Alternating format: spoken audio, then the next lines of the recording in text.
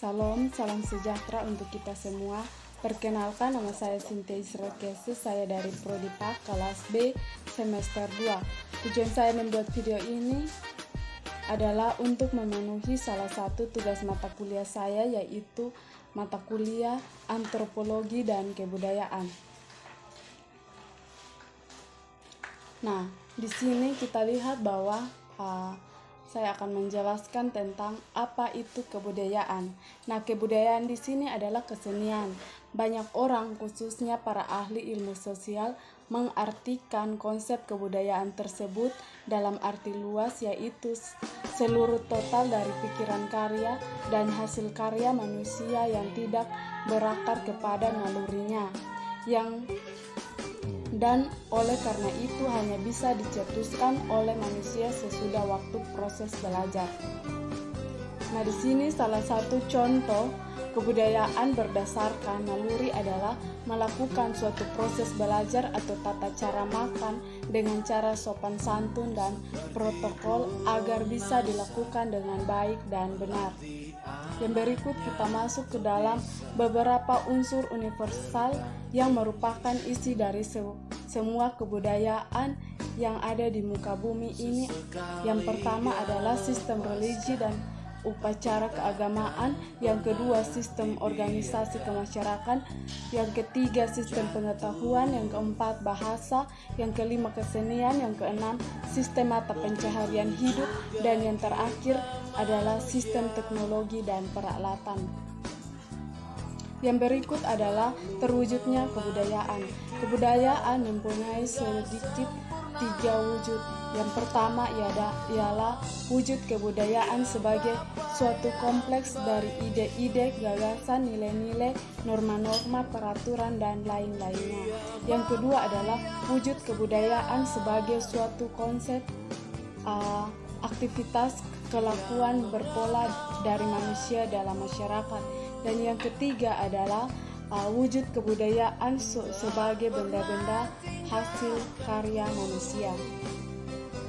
Yang berikut adalah dari wujud ketiga dari kebudayaan tersebut disebut sebagai kebudayaan fisik. Nah, kebudayaan fisik memerlukan banyak keterangan karena merupakan seluruh total dari hasil fisik, aktivitas, perbuatan, dan karya semua manusia dalam masyarakat.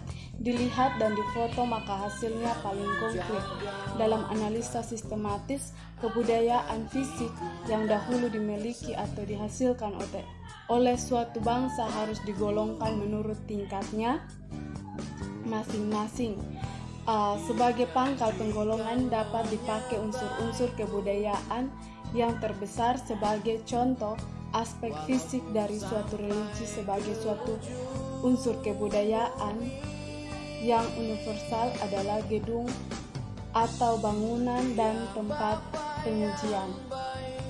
Yang berikut kita masuk ke dalam perbedaan antara adat, kebudayaan, dan peradaban.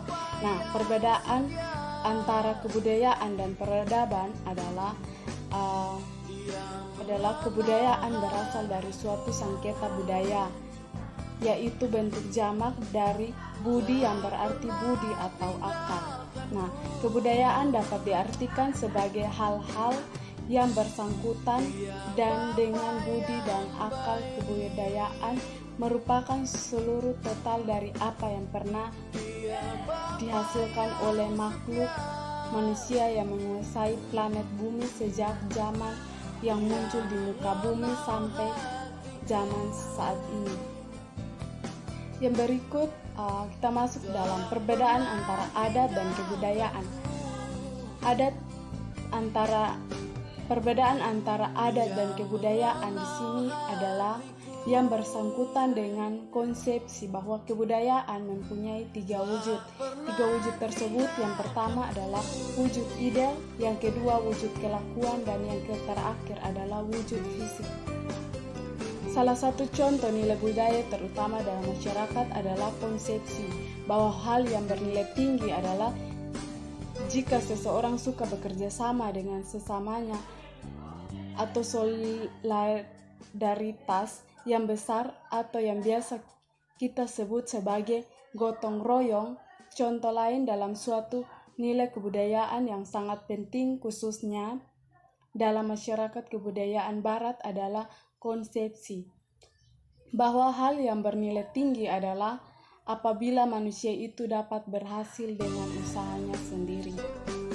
Yang berikut kita masuk dalam apa itu pranata kebudayaan. Nah, pranata untuk institution adalah suatu badan atau organisasi, suatu lapangan kehidupan masyarakat yang khas, biasanya lapangan penelitian, pendidikan, pembinaan, atau pengembangan. Seluruh total dari kelakuan manusia yang berpola bisa kita rinci menurut fungsi-fungsi khasnya dalam memenuhi kebutuhan hidup manusia dalam masyarakat. Nah, daftar dari beberapa puluh pranata kebudayaan yang digolongkan di dalam 8 kelompok memakai 8 kebutuhan hidup manusia sebagai prinsip pergolongan. Dapat kita lihat di sini bahwa yang pertama adalah pranata yang bertujuan memenuhi kebutuhan kehidupan kekerabatan ialah yang biasa disebut sebagai prinsip domestic institution. Contohnya adalah perkawinan dan lain sebagainya.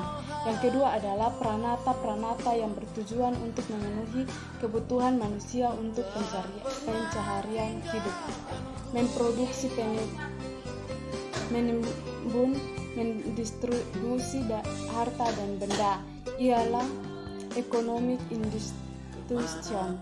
Contohnya adalah pertanian. Yang ketiga adalah pranata yang bertujuan memenuhi kebutuhan penerangan yang pendidikan supaya menjadi anggota masyarakat yang berguna, ialah education institution. Contohnya adalah pendidikan rakyat. Yang keempat adalah pranata yang bertujuan untuk memenuhi kebutuhan ilmiah manusia, menyelami alam manusia sekelilingnya. Contohnya adalah metode ilmiah. Dan yang kelima adalah pranata yang bertujuan untuk memenuhi kebutuhan manusia, menyatakan rasa keindahannya dan rekreasi. Contohnya adalah seni rupa. Yang keenam adalah pranata yang bertujuan untuk memenuhi kebutuhan manusia yang berhubungan dengan Tuhan atau dengan alam gaib. Contohnya seperti gereja, doa, dan lain sebagainya. Pranata ketujuh adalah pranata yang bertujuan memenuhi kebutuhan manusia untuk mengatur kehidupan berkelompok secara besar-besaran dan kehidupan bernegara. Contohnya seperti pemerintah dan lain sebagainya. Yang kedelapan adalah pranata yang memenuhi kebutuhan jasmani dari manusia. Contohnya pemeliharaan kecantikan, kesehatan, dan lain sebagainya.